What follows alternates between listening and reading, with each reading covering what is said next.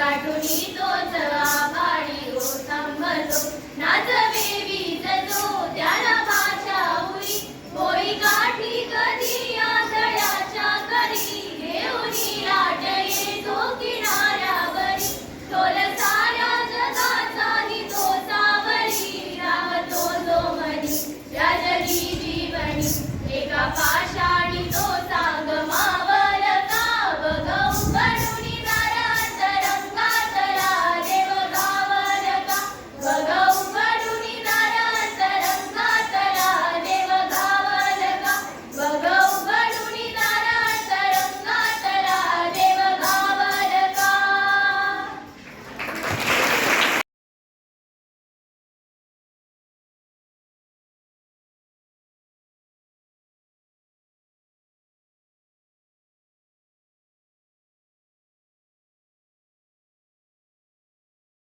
निद्रेत जातात असं म्हटलं जातं की हजार फण्यांच्या शेष नागावरती हे विष्णूजी योग मुद्रेत जातात. म्हणजे काय की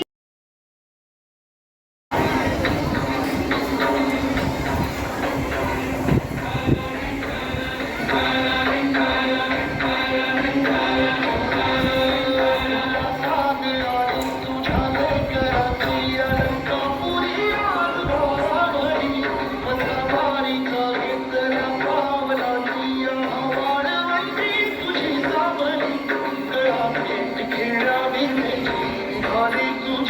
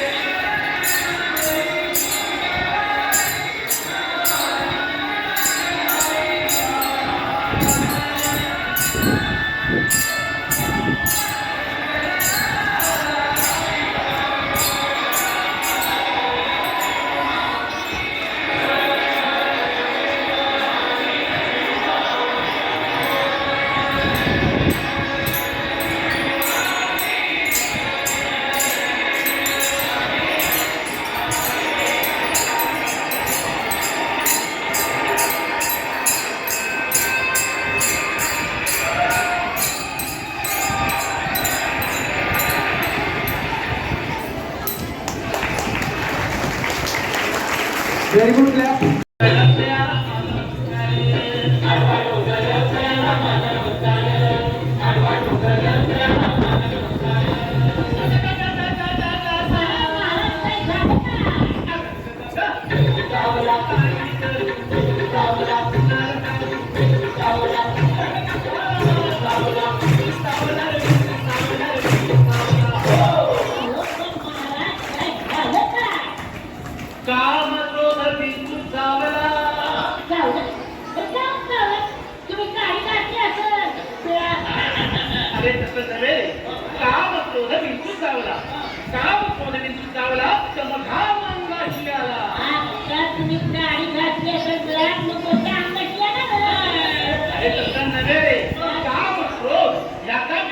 चावलेला आहे आणि त्याचं नाव अंगाशी आलेलं आहे आणि त्याने माझा प्राण चालला आणि विद्युत चावला आणि विद्युत चावला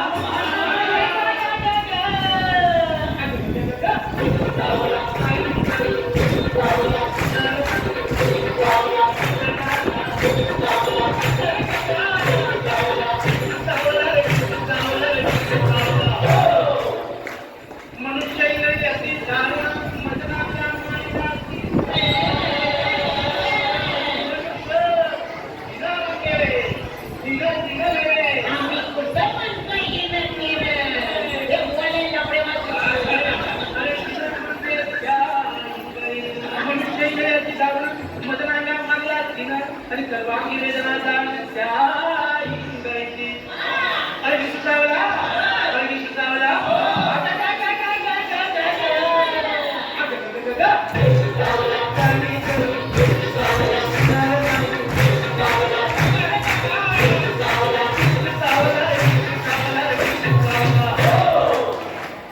या विष्णवाला उतारा तमोगुण मागे काळा तमोगुण म्हणजे गर्वाने तुझ्या छातीचा फुगा फुटला असेल ते स्टील लावून थोडीशी हवा कमी करा या विष्णवाला उतारा तमोगुण मागे काळा सत्वगुण लावा अंगारा पिंटू इंद्रिय रे धरा अरे विष्णू चावला अरे विष्णू चावला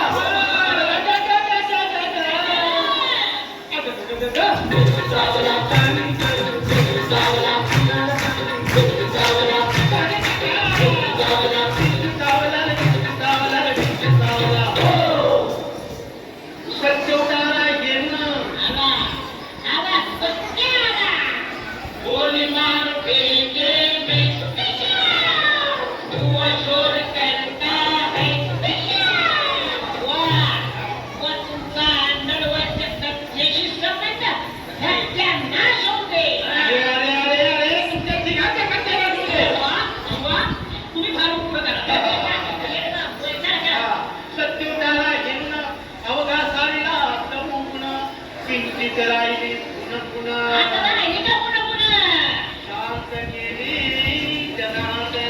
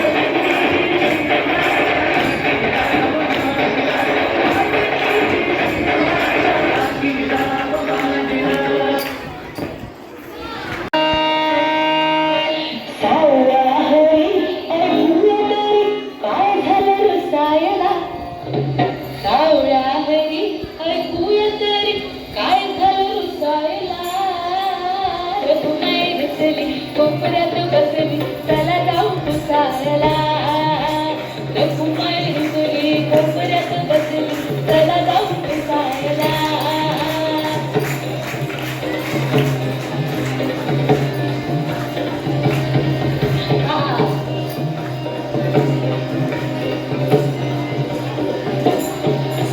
रखुमाई म्हणते फुगवून निघालं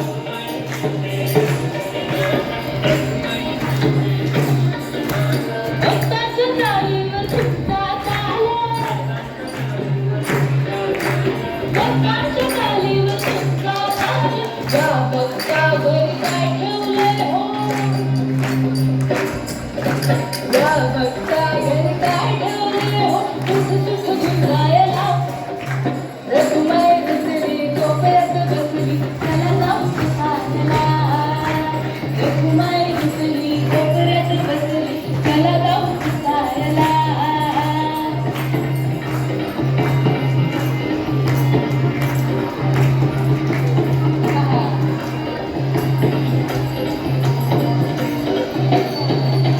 गोरख वेडा तुकोबाबाई गोरख वेडा तुकोबाबाई त्यानं कुठली चालवण गाडी त्यानं कुठली चालवण गाडी एवढ्यासाठी काय विमान धडायचंय एवढ्यासाठी काय विमान धडायचंय फुकटच बसायला रखुमाई रुसली कोपऱ्यात बसली चला जाऊ पुसायला रखुमाई रुसली कोपऱ्यात बसली चला जाऊ पुसायला जाऊया हरी ऐकूया तरी काय झालं सायला जाऊया हरी ऐकूया तरी काय झालं सायला रखुमाई रुसली कोपऱ्यात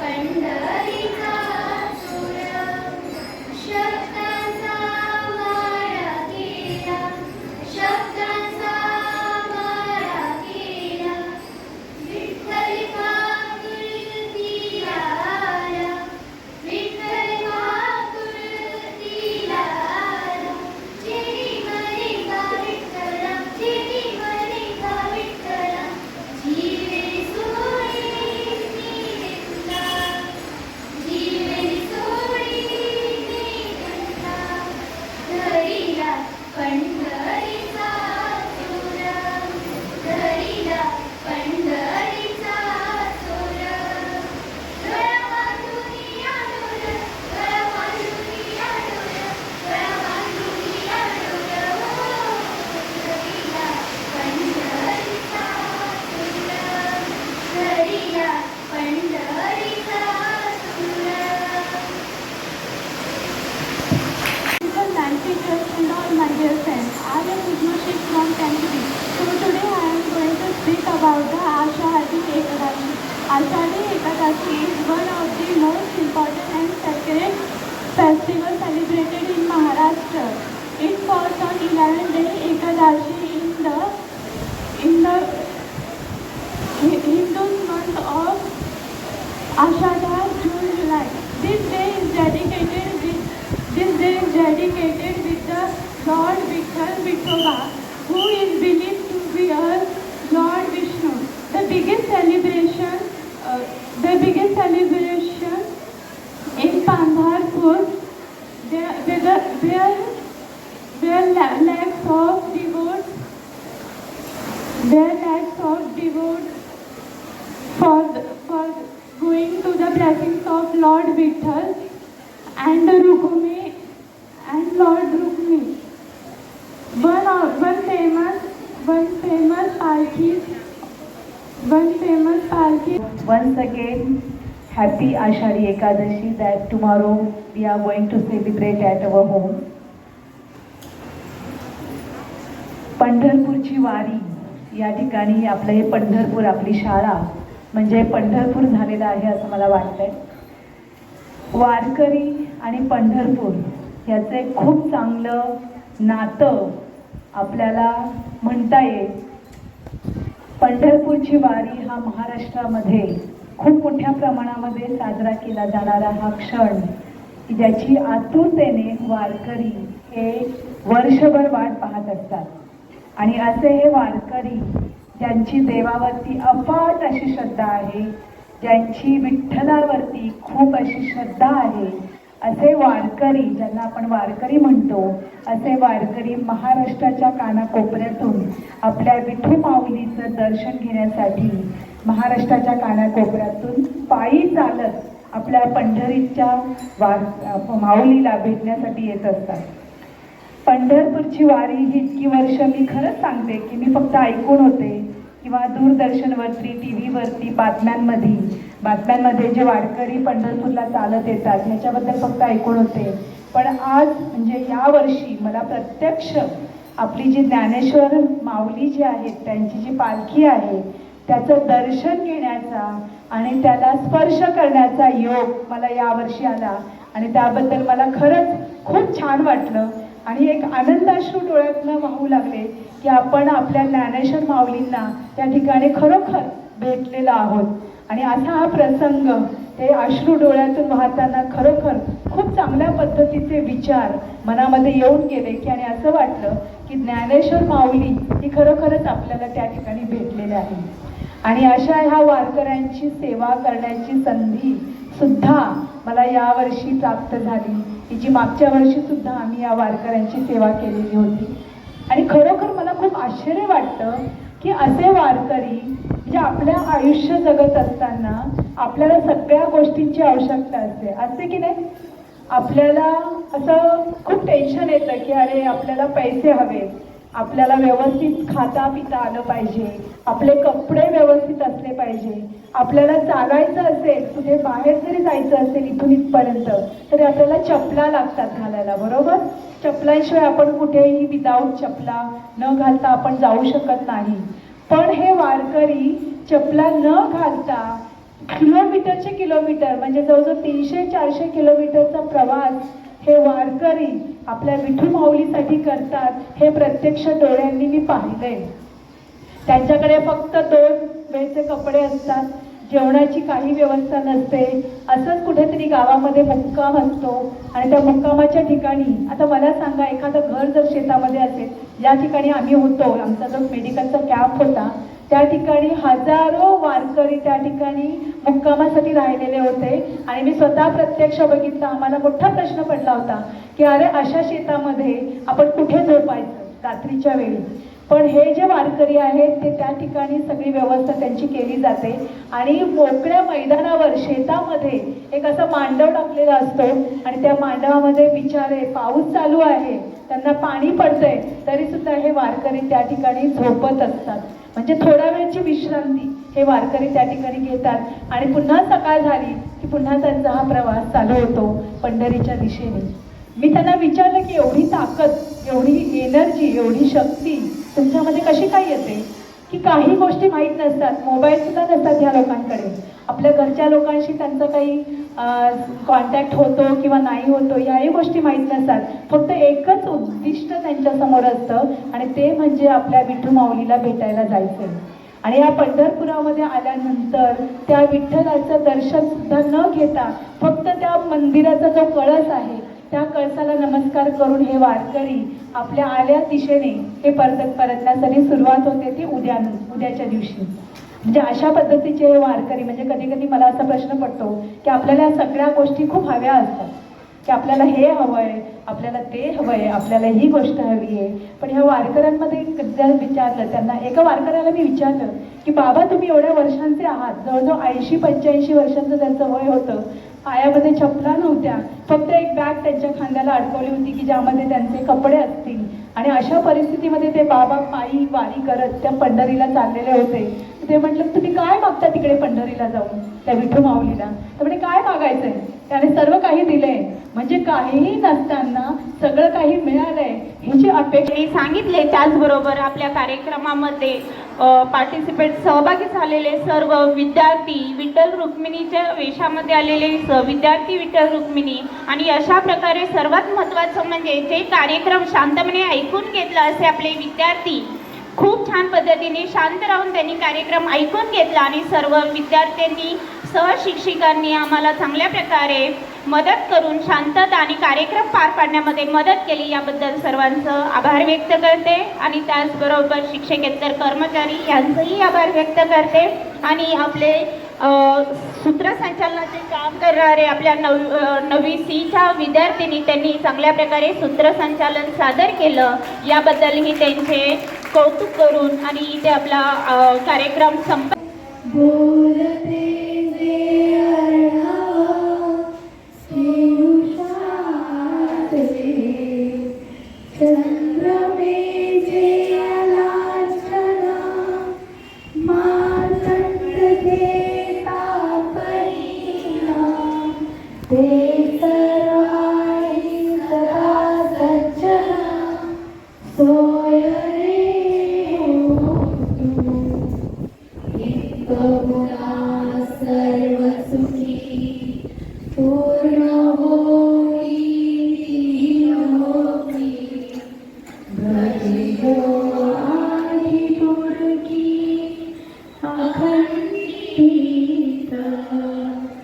आणि ग्रंथोपजीविये विशेषे लोकी, दृष्टा दृष्ट विजय हो पेठ म्हणे विश्वेश्वरा, हा होईल दानतसा, येणे बरे देव सुखिया झाला, सुखिया झाला, सुखिया झाला.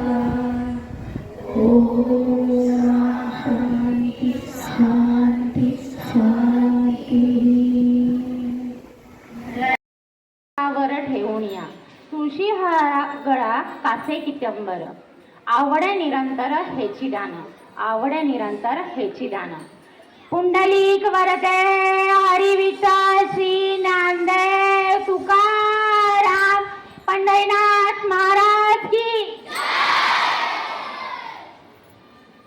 चार्टर्ड इंग्लिश स्कूलच्या माध्यमिक विभागाच्या मुख्याध्यापिका सो भारती रुळे मॅडम, उपस्थित सर्व शिक्षक वृंद आणि येथे जमलेल्या माझ्या बाल वारकरी माऊलींनो, बघा आज आपण सर्वजण भक्ती, श्रद्धा, समता आणि संस्कारांचा संदेश देणाऱ्या आषाढी एकादशी या पवित्र दिवसाचे औचित्य साधून एकत्र जमलेले आहोत. खरं तर आषाढी एकादशी ही उद्या म्हणजे 25 तारखेला आहे, पण उद्या आपल्या सर्वांना सुट्टी असल्यामुळे आज आपण ही आषाढी एकादशी आपल्या ह्या चार्टर्ड विद्यालयामध्ये साजरी करत आहोत. आषाढी एकादशी ही हिंदू पंचांगानुसार आषाढ महिन्यातील शुक्ल पक्षातील एकादशी स्थितीला आषाढी एकादशी येते. बघा आषाढी एकादशीचं दुसरं महत्त्व काय की या दिवसापासून भगवान श्री विष्णू हे भगवान विष्णू हे योग निद्रेत जातात. असं म्हटलं जातं की 1000 फण्यांच्या शेष नागावरती हे विष्णूजी योग मुद्रेत जातात. म्हणजेच काय की क्षीरसागरात योग मुद्रेत जातात. त्या ठिकाणी ते विश्व कल्याणासाठी तप साधना करत असतात. याशिवाय याच दिवसापासून चातुर्मासाची सुरुवात होते आणि हे जे योग निद्रेमध्ये गेलेले भगवान विष्णू जे आहेत ते पुन्हा पुढच्या 4 महिन्यानंतर पुन्हा कार्तिकी एकादशीला जागृत होतात. तर असं हे आषाढी एकादशीचा धार्मिक महत्त्व आहे. याशिवाय आपल्याकडे महाराष्ट्रामध्ये हा आषाढी एकादशीचा दिवस विठ्ठल रुक्मिणीच्या भक्तीसाठी विशेष मानला जातो. बघा अगदी महाराष्ट्राच्या कानाकोपऱ्यातून अनेक ठिकाणाहून आषाढी एकादशीच्या निमित्ताने अनेक दिंड्या, पालख्या, अनेक संतांच्या पालख्या आपल्या पंढरपुराकडे प्रस्थान होत असतात. अगदी पुण्यावरून ज्ञानेश्वर माऊली त्यांची पालखी येते, सासवडवरून सोपान काका महाराजांची पालखी येते, परभणी जनाबाई, मुक्ताबाई, संत तुकाराम, संत ज्ञानेश्वर अशा अनेक संतांच्या पालख्या ह्या आपल्याकडे येत असतात आणि पंढरपुराकडे प्रस्थान करतात. बघा पंढरपुरामध्ये जातात, आषाढी एकादशीला विठ्ठलाचं दर्शन घेतात आणि आषाढी एकादशी साजरी करत असतात. बघा हे महाराष्ट्रातील अनेक गावातून ह्या ज्या दिंड्या पालख्या जात असतात त्या टाळ मृदुंग वाजत गाजत, अभंग म्हणत, भजन म्हणत, अगदी पायी वारी चालत हे वारकरी संप्रदायातील सगळे वारकरी जात असतात. बघा हे चालत असताना मुखांमधून त्यांचा विठ्ठलाचा नामगजर चालू असतो, ज्ञानबा तुकाराम, ज्ञानबा तुकाराम, आणि अगदी न कंटाळता, न दमता, न थकता ते अखंड जवळजवळ 300-400 किलोमीटर जेवढंही अंतर असेल तेवढं ते पायी चालत जातात. बघा ते कधीही कंटाळत नाहीत. अगदी कमी साधनांमध्ये 2च कपड्यांचे जोड असतील आणि तेवढे घेऊन आणि इथून अगदी पंढरपूरचा मार्गक्रमण करत असतात आणि अशा प्रकारे पंढरपुरामध्ये ते पोचत असतात. बघा ही जी वारीची परंपरा आहे खूप अनेक शतकांपासून चालू आहे. जवळजवळ 13व्या शतकामध्ये ज्ञानेश्वर महाराजांनी ही परंपरा सुरू केली. नंतर संत एकनाथ महाराज, संत तुकाराम महाराज की त्यांच्या काळामध्ये ज्या वेळेला अस्पृश्यतावाद, जातीभेद, वर्णभेद असं ज्या वेळेला समस्या होत्या त्याच्यावरती लोकांना जागृत करण्यासाठी त्यांनी ह्या एकत्र लोकांना येण्यासाठी विठ्ठल भक्तीचा मार्ग अवलंबला आणि ही दिंडी चालू केली. त्यामुळे काय की लोकांमध्ये हे समता, विषमता ही सगळी नष्ट झाली, जातीवाद नष्ट झाले, सगळे लोक एकत्र येऊ लागले, एकमेकांचा आदर करू लागले. आपल्याला ह्या वारीने प्रेम, समता, मानवतेचा संदेश दिला, संस्कारांची शिदोरी दिली आणि ही परंपरा अशीच अखंड आजही चालू आहे. एवढंच नव्हे तर तुम्हाला विशेष वाटेल की आपली ही जी विठ्ठल भक्तीचा महिमा आहे अगदी 7 समुद्र पार गेलेला आहे. या वर्षीच्या 2026च्या वारीचे एक वैशिष्ट्य आहे की लंडनहून लोक आपल्या महाराष्ट्रामध्ये आलेत आणि वारकरी लोकांबरोबर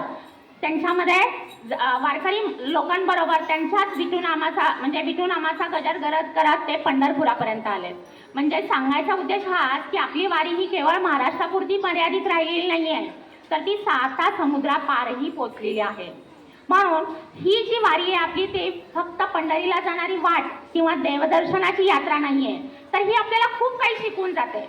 विद्यार्थ्यांनाच म्हणायचं झालं तर या वारीमध्ये आपल्याला खूप काही गोष्टी शिकणाऱ्या असतात की शिस्तबद्ध एवढे लाखो लोक असतात, पण कधी तुम्हाला तिथं बेशिस्तपणा किंवा वारीची लाईन कधी तुटले, गोंधळ झालाय, तंटा झालाय कधीही तुम्हाला पाहायला मिळणार नाही. तर ही गोष्ट आपण खूप चांगली विद्यार्थी शिकू शकतो की वारीमध्ये शिस्त, एखादी गोष्ट चिकाटीने पूर्ण करायची. जोपर्यंत आपला ध्यास पूर्ण होत नाहीये, म्हणजेच काय, हे वारकरी विठ्ठलाचं दर्शन होत नाहीये तोपर्यंत ते न कंठाळता पंढरपुरापर्यंत जातात.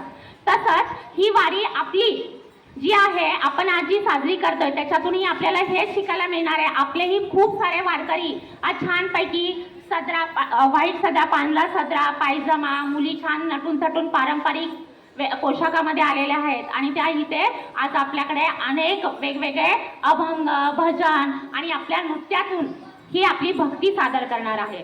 तर ह्या सगळ्या वारीमधून आपण ही गोष्ट शिकत आहोत की प्रेम, सत्य, की नेहमी एकमेकांचा आदर करणे. तुम्ही बघितले वारीमध्ये एकमेकांना माऊली नावाने संबोधलं जातं.